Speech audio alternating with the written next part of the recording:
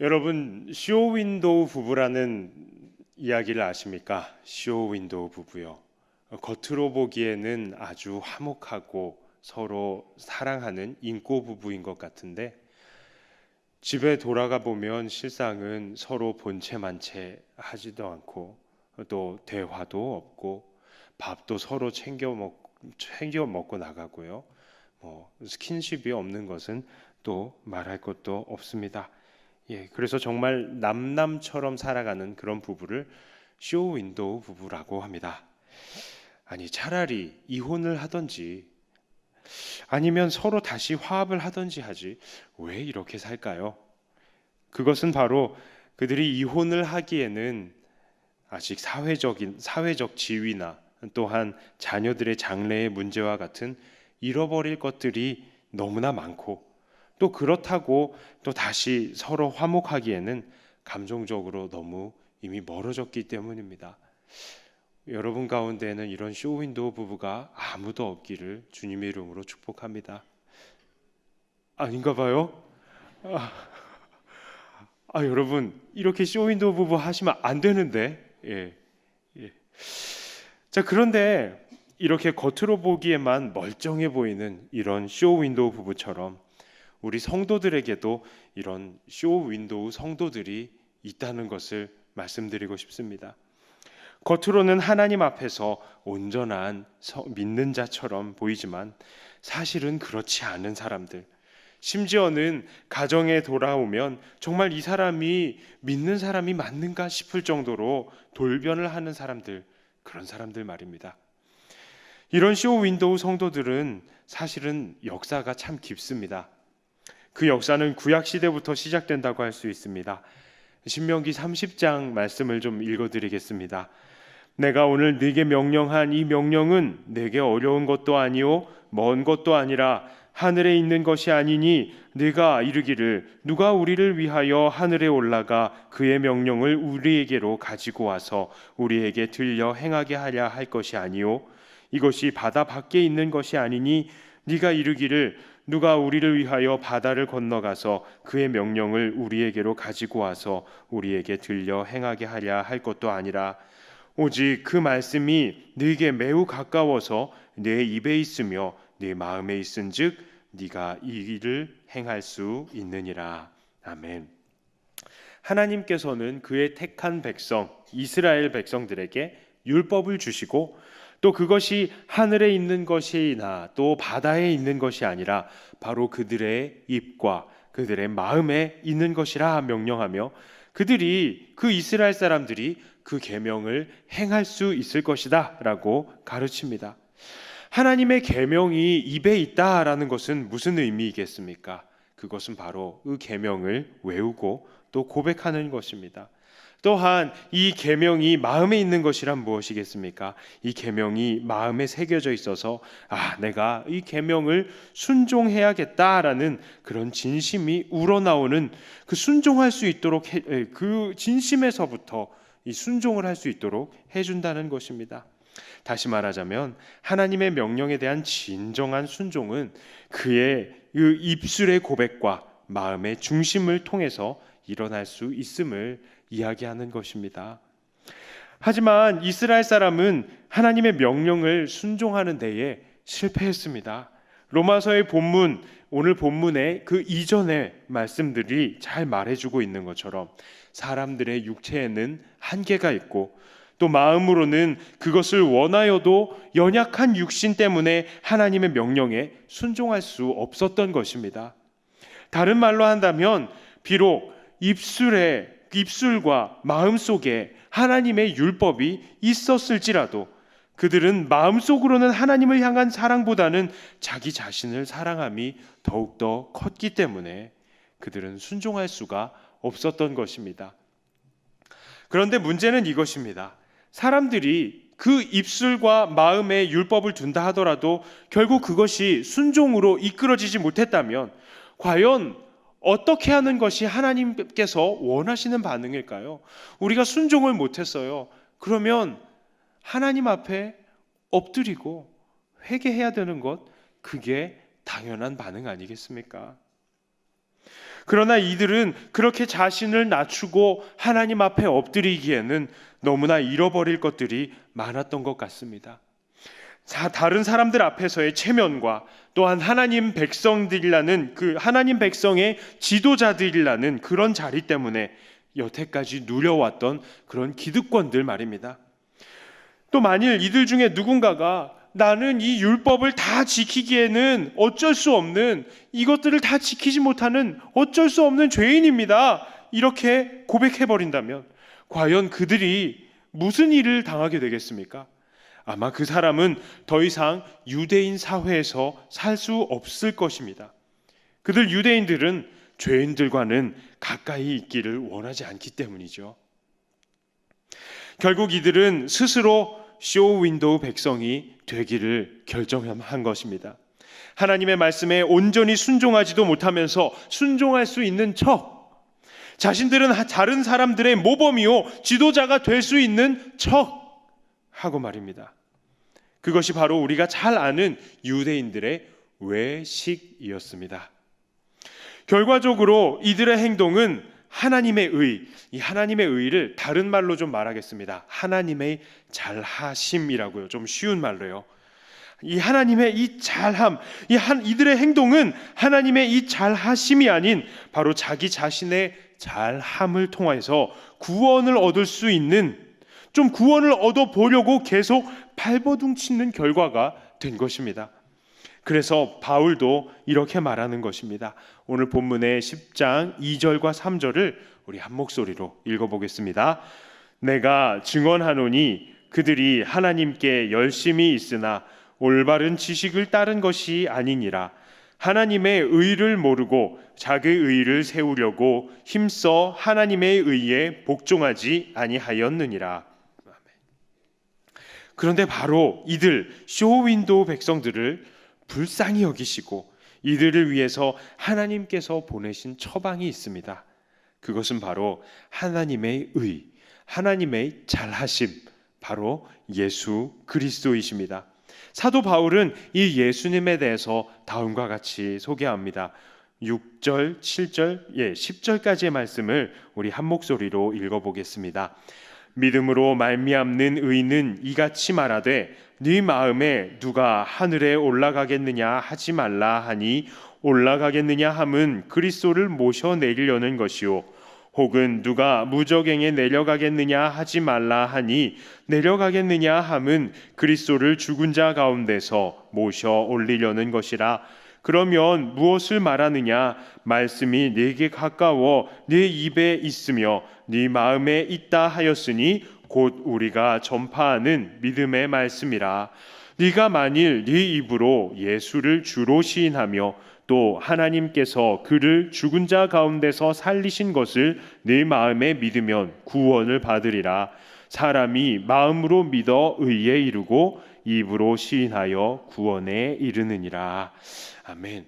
이 말씀은 제가 아까 전에 읽어드렸던 신명기 30장의 말씀을 인용해서 바꾸어서 바울이 말을 한 것입니다. 이 신명기의 말씀과 오늘 로마서의 이 말씀, 이것들의 차이점이 있습니다. 그것은 신명기에서는 명령, 즉 하나님의 계명이라고 말한 부분을 로마서에서는 뭐로 표현했습니까? 뭐로 표현했습니까? 다시요. 자, 다시 시작합니다. 신명기에서는 명령, 즉 하나님의 계명이라고 표현했어요. 신명기에서는 네가 계명을 가지러 하늘로 올라가지 않아도 되고 땅으로 내려가지 않아도 된다라고 얘기했습니다. 이 계명이 네 입과 네 마음에 있다 이렇게 얘기를 했어요. 자, 그런데 로마서에서는 뭐라고 지금 그 명령, 그 말씀 대신에 뭐가 있습니까? 그리스도가 있는 겁니다. 예. 지금 일부러 바꾸어서 바울이 말을 하고 있는 거예요. 바울이 이렇게 신명기에 하나님의 명령이 들어가야 되는 부분마다 그리스도라 이렇게 바꾸어서 말한 의도가 있습니다. 왜 그랬을까요? 그것은 바로 예수 그리스도께서 하나님의 명령, 즉 율법에 마침이 되신다는 사실을 강조하기 위해서 이렇게 일부러 바꾸어 말한 것입니다.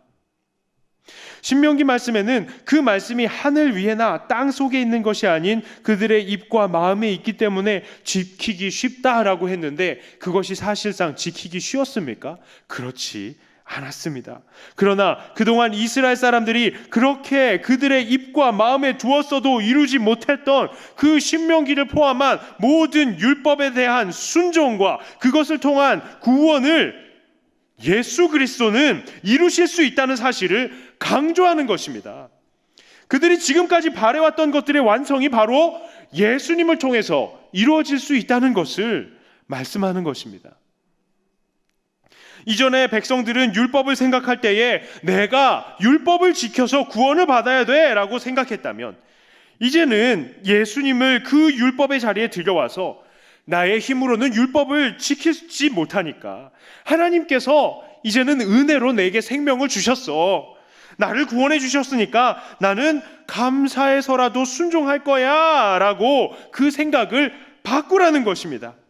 예전에는 계명들을 억지로 지켜서 나의 의, 나의 잘함을 드러내고 또 그것을 통해서 구원을 얻어보려고 했다면, 이제는 하나님의 의 혹은 하나님의 잘하심이 나타난 예수 그리스도를 믿어서 구원을 얻고 그 구원에 대한 감사 때문에 하나님 앞에 순종을 하라라는 말씀인 것입니다.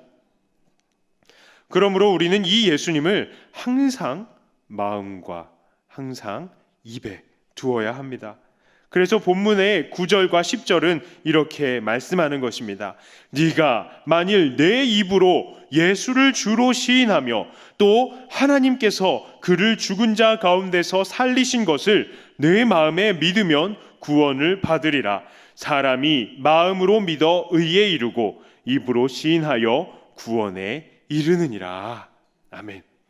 이제는 입술에 율법을 두는 대신에 예수님이 나의 주인입니다 라는 고백을 주며, 율법을 마음에 두는 대신에 예수님께서 우리를 위해서 죽으시고 부활하신 것을 믿으라는 것입니다. 이 말씀은 그냥 단순히 입술로만 예수님을 주여라고 고백하면 구원을 얻는다는 말씀이 아닙니다. 그것 이상이에요. 예수님을 주라고 고백한다는 것, 이게 무엇을 의미하는 것입니까? 바로 예수님이 나의 주인님이시라는 것입니다. 예수님께서 내 인생을 차지하시고 내 삶의 마음대로 하시는 주인이 되셨다는 말씀입니다. 그리고 그것을 고백하면서 우리가 우리의 원하는 대로 하고 싶더라도 그때마다 나의 욕심을 처복종시키며 내 인생은 주님의 것입니다. 우리의 주인이 되신 예수님은 우리를 위해서 죽으시고 부활하셨습니다. 이 사실을 마음으로 확신을 하고 있어야 되는 것입니다. 이것이 바로 쇼윈도우 성도가 진실한 성도로 바뀔 수 있는 비결입니다. 우리가 쇼윈도우 성도의 상태를 벗어나려고 한다면 우리의 입술은 예수님이 정말 나의 삶을 통치하시는 나의 주인님이시라는 사실을 고백해야 하며, 나의 마음속에는 정말 예수님께서 나를 위해서 죽으시고 부활하시고 승천하시고 다시 오실 분이시라는 사실을 믿으셔야 한다는 것입니다. 이것은 우리 믿는 모든 자들에게 아주 중요한 부분입니다. 왜냐하면 지금도 여전히 쇼윈도우 성도들은 존재하고 있기 때문입니다. 사실 겉으로만 본다면 우리의 입술과 우리의 마음에 이러한 고백 없이도 얼마든지 건강한 믿는 자처럼 우리 자신을 보여주고 드러낼 수 있는 것입니다. 예수님을 내 삶의 주인으로 모시지 않고도 또 그의 우리를 위한 죽으심과 부활하심을 믿지 않아도 우리는 얼마든지 주일 예배 나올 수 있고요, 수요 예배 나올 수 있고요, 심지어는 매일 새벽 기도도 나올 수 있는 것입니다. 게다가 우리는 예수님을 내 삶의 주인으로 모시지 않고도 11조, 감사헌금, 선교헌금 등등의 물질의 헌신들을 할 수 있고, 또한 교회 각 처처에서 봉사와 섬김의 활동을 할 수 있습니다. 왜 그들은 이렇게 예수님을 그 입술과 마음에 모시지 않고도 이렇게 할 수 있을까요? 어떤 이들은 누가 하라니까 억지로 할 것입니다. 또 어떤 이들은 혹시 이런 거라도 해야 구원을 받을까? 혹시 이런 거라도 해야 복을 받지는 않을까? 기복주의적인 생각으로 이것들을 하는 사람들도 있을 것입니다. 마치 이른 새벽마다 정한 수를 떠놓고 치성을 드리는 것처럼 말입니다. 또 어떤 이들은 습관을 따라서 하되 정말 의지 없는 버릇과 일상으로 할 것입니다. 그리고 어떤 이들은 자신의 처한 직분 때문에 어쩔 수 없이 그렇게 할 것입니다. 이런 어쩔 수 없이 하는 사람들 중에 하나가 때때로는 이 목사이기도 합니다. 하고 싶지 않은데 목사니까 할 때가 있습니다. 야, 내가 목사인데 다른 사람들이 어떻게 생각할까? 이렇게 눈치를 보면서요. 다른 이들의 눈치를 보면서 봉사하는 겁니다. 다른 이들의 눈치를 보면서 새벽기도 나오는 겁니다. 이런 봉사와 섬김이 바로 자기의 잘함을 드러내려는 기독교 율법주의인 것입니다. 이런 사람들이 바로 외식하는 유대인들과 다른 점은 아무것도 없는 것입니다. 이러한 섬김과 헌신들은 하나님께서 기뻐하는 것이 아닙니다. 이것은 예수님을 주인으로 모시기 때문에 나오는 것이 아니라 이렇게 하지 않으면 어딘가가 불편하기 때문에 그 불편함을 해결하기 위해서 자기의 잘함을 나타내는 것입니다. 우리가 어르신에게 용돈을 드린다고 생각해 보십시오. 어떤 자녀들은 기쁨과 감사함으로 여태까지 나를 길러주셔서 감사합니다 어머니 아버지 용돈이요 이렇게 드리는 사람이 있는가 하면 어떤 사람은 노신네 안 가시나 하고 드리는 분들도 있을 것입니다. 만약에 여러분들이 그런 돈들을 받는다면 누구 것을 받겠습니까? 둘 다 받으셔야죠. 그런데 둘 중에 하나만 이렇게 받으시라면 뭘 받으시겠습니까? 많이 주시는 거 받으십시오. 그런데 그거 매일 받을 수는 없잖아요. 왜요? 더러워서. 하나님 앞에 헌신도 마찬가지입니다. 겉으로 보기에는 똑같이 예배에 나오고 똑같이 기도하고 똑같이 헌금하고 똑같이 헌신하는 것 같아 보여도 순종하지 않으면 어딘가 불편하거나 혹은 나 자신에게 피해가 올까 봐 억지로 하는 억지 순종과 또 예수 그리스도를 내 삶의 주인으로 모시고 그로 인해서 얻은 구원에 대한 기쁨과 감사 때문에 행하는 이 순종, 이것은 질적으로 다른 것입니다. 억지 순종은 내 자신의 잘함을 드러내기 위한 이 쇼윈도의 성도의 모습은 하나님을 기쁘시게 할 수도 없고 또 그런 사람들에게는 구원도 없는 것입니다. 지금 이 말씀은 그래 이 말씀이 그렇다면 이제부터 나는 억지로 예배 참석 안 해도 되겠네, 억지로 봉사 안 해, 이런 결심하라는 것 아닙니다. 정말 내 마음속에 예수님을 모시고 또 입술로 예수님을 주인님이라고 고백하면서 그 마음속에서 넘쳐나오는 기쁨과 감사 때문에 지금보다도 더 많이 헌신하시는 성도님들이 되시라고 이렇게 말씀드리는 겁니다. 말씀을 마무리하고자 합니다. 쇼윈도 성도의 모습을 보였던 이 유대인들에 대해서 우리가 이야기를 해보았지만 그렇다면 우리의 모습은 어떻습니까? 정말 예수님을 우리의 입술과 또 우리의 마음에 모셔두고 있습니까? 아니면 예수님과 그로부터 오는 은혜들을 받아들이지 않고 그저 자기의 잘함, 자기의 의만 쌓기에 바빴던 그 유대인들처럼 우리는 쇼윈도 성도의 모습을 살고 있는 것은 아닙니까? 오늘 말씀은 우리에게 도전합니다. 우리의 마음과 입술에 예수님을 두시기를 바랍니다. 우리를 위해서 죽으시고 부활하신 예수님을 마음으로 믿으며 그 예수님이 내 인생의 주인이라는 사실을 우리의 입술로 시인하시고 그로부터 영생을 얻으시기를 바랍니다. 또한 하나님의 나라와 영광을 위해서 우리의 힘을 들여서 물질을 들여서 시간을 들여서 최선을 다해서 충성하시되 그것들이 하나님 앞에서 나의 잘함을 드러내기 위해서 과시하는 것을 위해서 하는 것이 아니라 바로 우리를 구원하신 예수님에 대한 감사로 하나님의 잘하심과 의로우심에 대한 감사의 마음 때문에 더 충성하시고 더 충성하시는 저와 여러분들이 되시기를 우리 주님의 이름으로 축복합니다. 아멘.